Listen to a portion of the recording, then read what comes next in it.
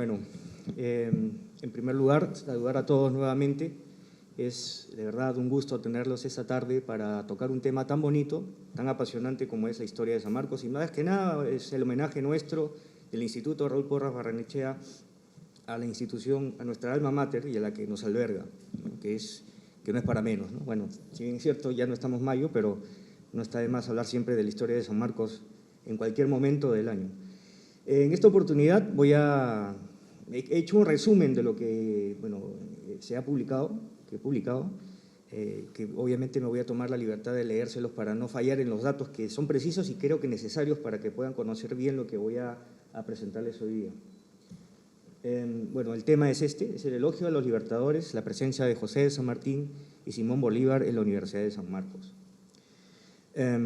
Como dije, es sabida la nutrida y vasta historia de la tradición de la Universidad de San Marcos, cuya participación institucional y de sus representantes en los diferentes episodios de la historia del Perú resulta innegable. Uno de estos episodios vincula directamente a los libertadores José de San Martín y Simón Bolívar con la Universidad sanmarquina, cuando ambos emblemáticos personajes fueron homenajeados con sendos recibimientos y elogios universitarios. Episodios que no resultan una mera anécdota, sino un hecho de consideración que refleja cabalmente aquel periodo clave de transición entre el viejo y el nuevo sistema político, donde los cuerpos literarios, con aquella mesocracia ilustrada, ornada que los entendidos como Basadre, que lo denominó clase media ilustrada, o Ela de Umbar Temple, que denominó burguesía criolla intelectual, cumplieron un rol fundamental a modo de engranaje al promover el cambio desde el ámbito cultural, ideológico y científico, pero obviamente correspondiendo al tiempo, con una irónica paradoja, aún que no se alejaba de las viejas formas que habían esculpido el espíritu institucional y el valor tradicional por más de 3 siglos en nuestra universidad. Es interesante y a modo de antecedente mencionar lo que voy a tratar, ¿no? Este es el fondo para poder comprender lo que se va a llegar hasta el final. La Universidad sanmarquina tuvo su propio y variado calendario festivo, cuya praxis solemne estuvo ligada al fastuoso programa de celebraciones limeño de la misma ciudad. Aquella conjunción práctica de tradiciones y ceremonias poseía un carácter aplicativo, obligatorio, como según se estipulaba en las propias constituciones de la universidad. Y cito: se guardaban por días festivos las vacaciones, y más todas las fiestas de la ciudad guardare, y los días de arrogaciones y el octavo de Corpus Christi, y sus fiestas que la universidad celebrare, conforme a estas constituciones. Cierro comillas. Estas normativas tuvieron una larga vigencia que no sufrieron variantes ni añadiduras por más de casi 300 años. El variado calendario solemne festivo universitario comprendió esenciales ceremonias como el Día de San Marcos, patrón de la universidad, la festividad de San Bernardo, las fiestas de doctores de la iglesia, las celebraciones por las elecciones de un nuevo rector, pasacalles previos a la obtención de grados académicos, por haber ganado un alegato en una oposición de cátedra, vejámenes solemnes, etcétera, etcétera, etcétera, ¿no? Desde el siglo XVI hasta inicios del siglo XIX, cuando se da el cambio que vamos a ver ahora. Asimismo, la universidad engarzaba su siempre principal participación en las actividades del calendario festivo de la ciudad, con la celebración de, por ejemplo, canonizaciones místicas, fastos religiosos, etcétera, que nunca la universidad fue ajena. Como en este caso, este óleo que se encuentra en la iglesia de la Soledad, al lado del convento de San Francisco, recrea la participación, entre otros, de estudiantes sanmarquinos en el Corpus Christi. Es un lienzo de 2 partes, en horizontal, que bueno, si se puede, no se nota ahí muy bien, pero si uno se acerca, pues puede ver a los estudiantes del siglo XVII. Es más, se ven hasta seminaristas y estudiantes de colegio. Aquí, en esta parte, justo aquí, se ve a estudiantes del seminario de Santo Toribio con sus lobas y becas, ¿no? Y bonetes en la cabeza, propio del estudiante de la época. Bueno, esto de aquí, esta imagen da cuenta de cómo más o menos era el ritual previo a las celebraciones que he mencionado, ¿no? O sea, siempre existía el momento previo al momento principal, que era esto. Era una procesión, era un paseo académico donde encabezaba el cortejo, los bedeles con las masas de plata, para que en medio se encuentre el rector y todo su claustro con los diferentes colores e insignias que pues ameritaba su cargo en el rango universitario, ¿no? Aparte de esto, aparte de la forma, existían otra parte en la ceremonia, que era convocar a una justa literaria. Una justa literaria básicamente era un concurso en el cual los hombres de letras de la época eran invitados a reñirse, ¿no? Vamos a decirlo así, en letras, para que cuando tengan la victoria puedan estar en el día principal, que era el elogio a la persona que se le iba a dar, en este caso la bienvenida a un virrey. Lo que vemos aquí es el cartel que se ponía en la ciudad, en diferentes partes de la ciudad, en las plazas principalmente, donde se convoca a las diferentes personas que estuviesen interesadas en participar. Era la convocatoria y abajo se ve la lista de premios que tenía cada uno, el primero, segundo, tercer, cuarto puesto, ¿no? El primer puesto podía ganarse, por ejemplo, una tetera de plata, el segundo puesto una fuente, y en fin, ¿no? Los premios variaban según la importancia del lugar en el que quedaba. Bueno, esta justa literaria era previa a lo que luego la persona que ganaba participaba directamente en el elogio. Claro, esto no es que no existiera un lugar que podía ser en cualquier sitio, esto se daba principalmente en la universidad, y es en esta sede, en la tercera sede histórica de la Universidad de San Marcos, que estuvo ubicada en la Plaza de la Inquisición. Bueno, hoy esto ocupa el Palacio, parte lo ocupa el Palacio Legislativo, fue la Casa de Jóvenes Mestizas de San Juan de la Penitencia desde 1557 hasta 1867.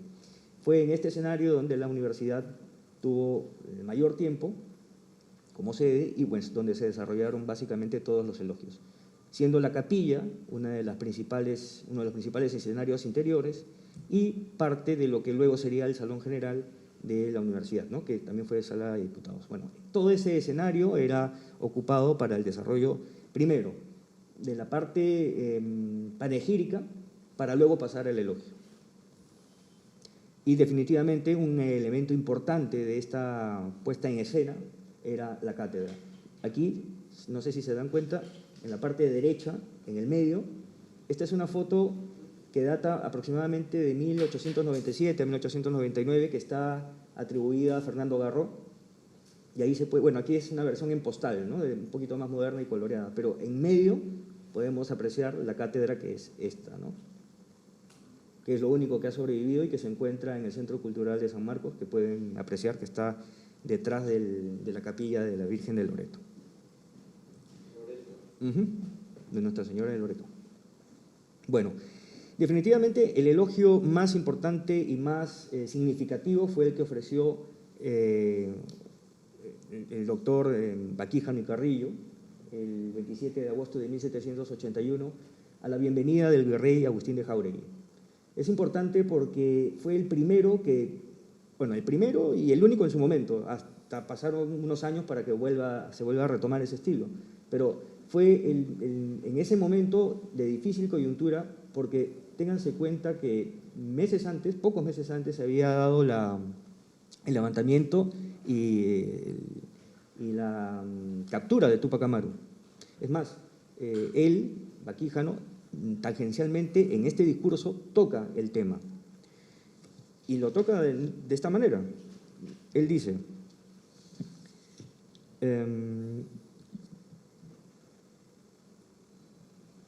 aquí está,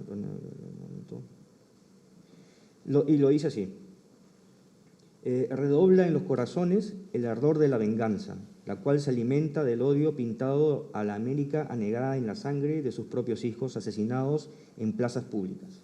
Esa referencia se encuentra en este elogio y es al asesinato que se le dio a Túpac Amaru, ¿no? El 18 de mayo de 1781. Entonces, este elogio no solamente guarda la clásica protesta al virrey, ¿no? Que siempre se menciona, sino que también tiene un uso no solamente como protesta, sino político, en un momento bastante difícil y de mucho problema para el sistema virreinal que ya sufría mucho de las consecuencias de las reformas borbónicas. Bueno, pasa el tiempo, y dentro del ritual, obviamente, como ya lo mencioné, existía todo un cortejo conformado por los estudiantes sanmarquinos, que en su mayoría, los doctores que pertenecían al claustro, vestían de esa manera. Ese óleo que se ve hacia la izquierda es un óleo que encontré gracias a la visita que tuve a la casa de Gonzalo Aliaga, que está en el centro, que es una de las casas más antiguas que existen aquí, al costado del Palacio. ¿Perdón? No, Jerónimo es el capitán, claro, no, pero es su descendiente actual, Gonzalo. Sí, Gonzalo Aliaga, claro. Dentro de todos los tesoros que tiene en su casa, tiene este cuadro. Él no se había dado cuenta, y se lo comenté. Le dije, ese cuadro, la forma que se ve ahí es de un cuadro oferente, ¿no? El oferente es alguien que, bueno, se encomendaba a un santo, una virgen, bueno, a alguien religioso, para lograr en forma de agradecimiento por el logro, ¿no? Por algún logro. En este caso, yo supongo que es un ascendiente de los Aliaga, algún familiar, él no lo conocía, no se había dado cuenta, y ahí se ve claramente, ¿no?, que el oferente, que está en una posición de agradecimiento, está ataviado con el traje doctoral, con la museta, color celeste, definitivamente había sido graduado en filosofía. Está hacia la izquierda se ve la espuela, hacia la derecha se ve el bonete con la borla doctoral de color celeste, y arriba está San Marcos sentado con el libro y el león abajo. Lamentablemente la imagen no ayuda mucho, pero es un cuadro de agradecimiento de parte de la persona que está en posición de agradecimiento, ¿no? Y a este lado vemos un escudo que es el más antiguo que se encuentra en la ciudad de Lima, tallado en plata en el altar de la Virgen de la Antigua en la Catedral de Lima, que se fue mandado a hacer por el rector Cristóbal Montaño en 1795. Bueno, a lo que voy con esto, que estos eran los símbolos y estas eran las formas como al momento de llegar a lo que voy a ir al final, ¿no? Tanto Simón Bolívar como San Martín como Simón Bolívar eran las vestimentas que utilizaban los miembros los cuerpos literarios. Por ejemplo, aquí vemos un profesor carolino, ¿no?, que a diferencia de un estudiante llevaba una banda azul y el escudo del convictorio, como bien sabe Juan Carlos. Bueno, aquí parte del uniforme de San Fernando, del Colegio de Medicina de San Fernando, y su escudo. Y aquí, hacia la izquierda, el traje del Seminario de Santo Toribio, y a la derecha, el Colegio El Príncipe. Bueno, el contexto social de la época, la amalgama social de la época era esta. Este es el escenario donde se proclamó la independencia, bueno, en la segunda oportunidad, en la Plaza de la Inquisición. Hacia la izquierda, en este dibujo de Rugendas, encontramos la fachada de la universidad que ya les enseñé hace un momento, ¿no? Ya, a las afueras, de donde se daba todo y donde llegaba todo ese cortejo universitario, se encontraba este tipo de escenario, ¿no? La cantidad de gente. Era un mercado donde se encontraba absolutamente mezclado todo. Era un mercado callejero. Aquí tenemos otra imagen, desde otro ángulo, donde se ve al fondo la universidad y, bueno, como ya he mencionado, ¿no?, el aspecto de la ciudad de aquella época. Este es un cuadro de Anne Grant, un dibujo de 1838, pocos años después. Bueno, la universidad participa activamente, ya en el momento emancipador, participa activamente de todo lo que significó esta gesta. Ellos, la universidad como institución y obviamente todo el cuerpo universitario, jura la independencia el 30 de julio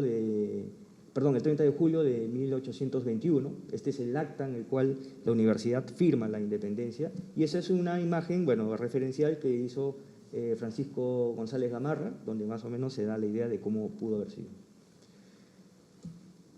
Bueno, como ya mencioné, el contexto social luego de que entra José de San Martín fue de una emoción muy grande, tanto pues el pueblo llano como las élites tuvieron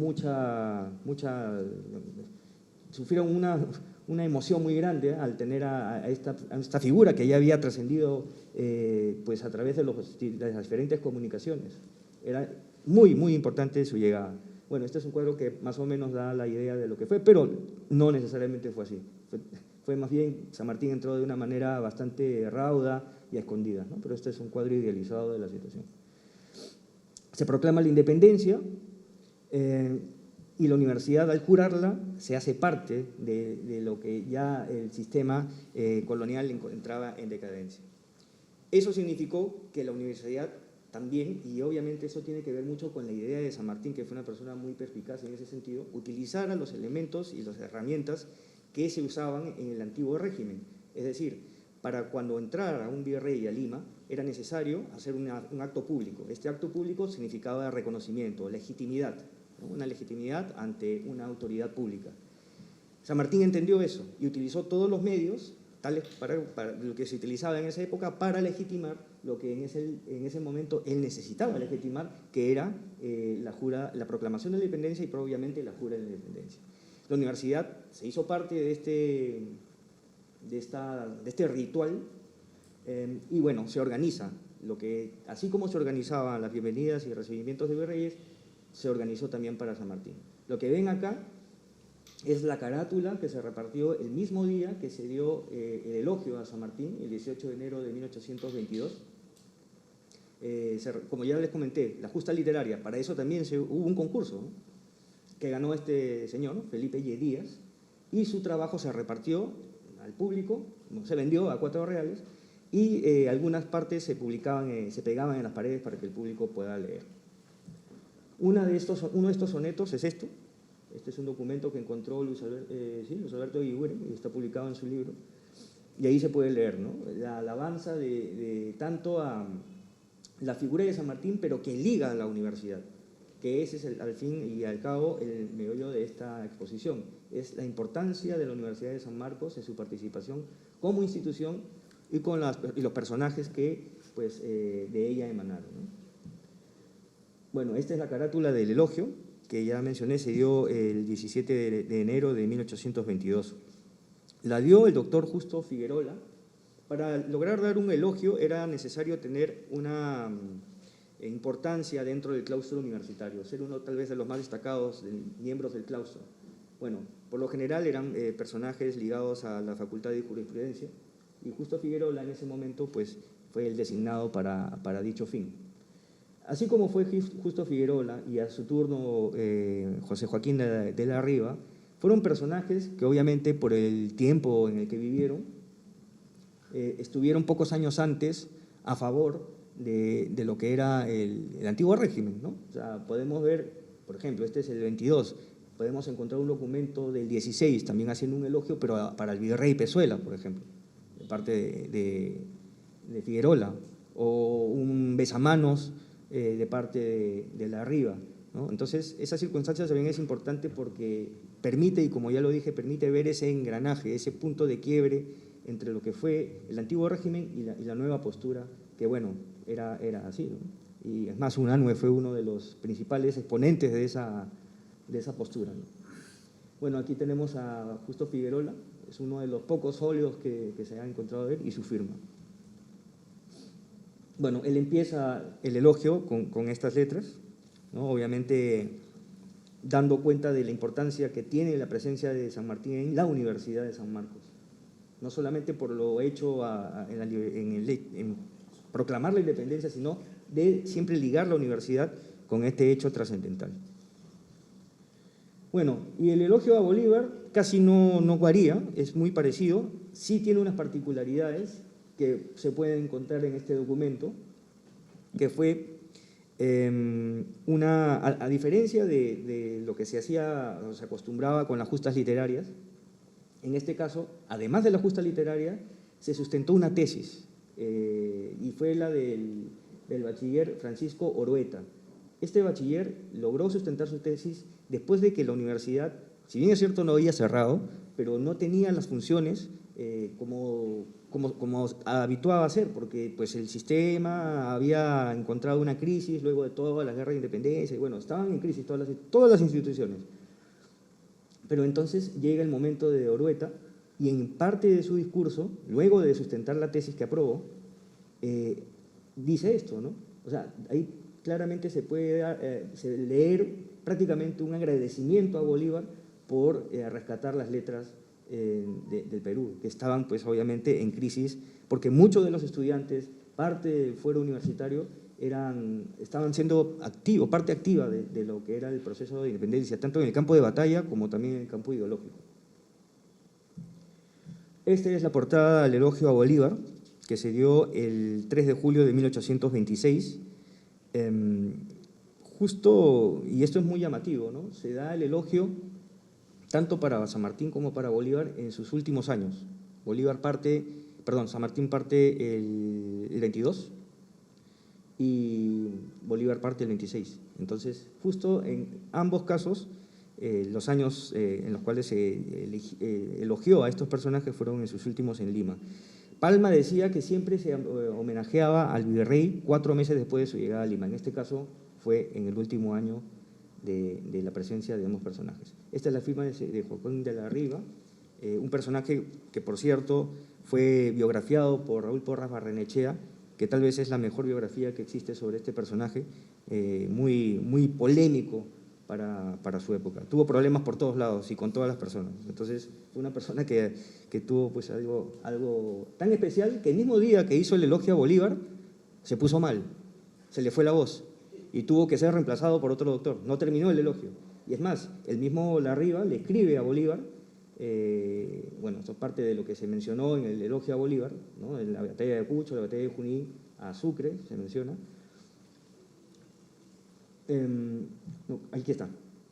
Esto de aquí le escribe Larriva a Bolívar, ¿no? Que es básicamente una disculpa por no haber culminado el elogio, ¿no? De que era una persona importante y que, pues, en este caso, que lo disculpara porque lamentablemente se enfermó. Bueno, cosas de la vida, ¿no? Y bueno, y no quedó ahí. A diferencia de Bolívar, perdón, de San Martín, que San Martín era una persona muy escueta, que era muy lacónico, Bolívar no, aprovechó la oportunidad para agradecer en público por lo que se había sucedido, ¿no? Y dio estas famosas palabras que el doctor Valcárcel logró recuperar un documento que lamentablemente se ha perdido y que solamente está publicado en ese libro, ¿no? Y aquí, pues, Simón Bolívar expresa toda la gratitud al claustro universitario por pertenecer a la Universidad de San Marcos y pues, por el honor que se le había otorgado de ser parte de ella y pues reconocer su trascendencia en América como una institución pues, de lujo.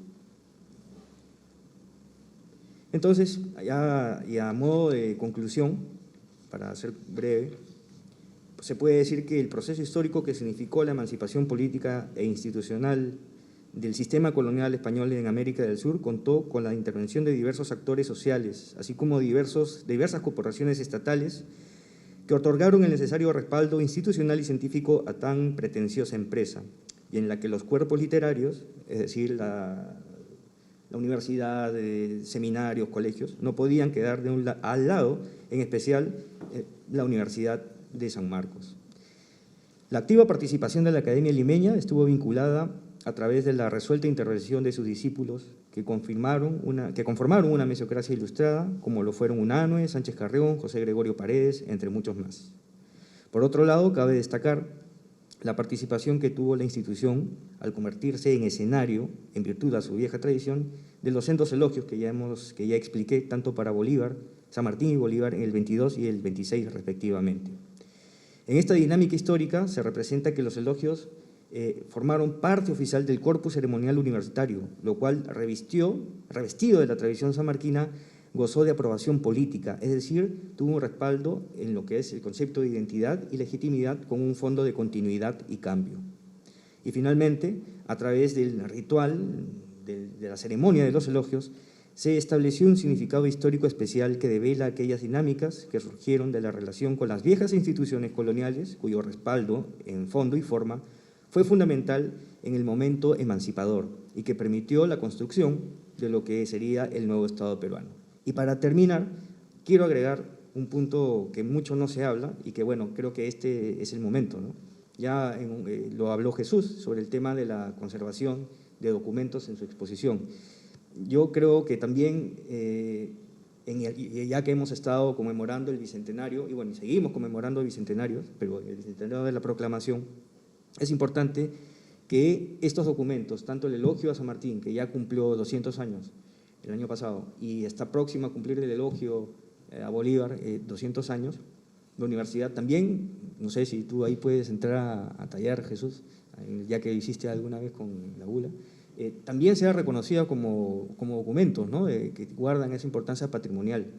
Ahora, no solamente eso, también está la cátedra, está la campanilla, ¿no? Y hay muchos elementos que estuvieron presentes en este momento tan importante, siendo la única institución académica, la única institución que albergó tanto a San Martín y Bolívar en su historia. Bueno, con eso culmino y pues creo que pasamos a la etapa de preguntas, si tienen algunas por eso. Muchas gracias. Por favor.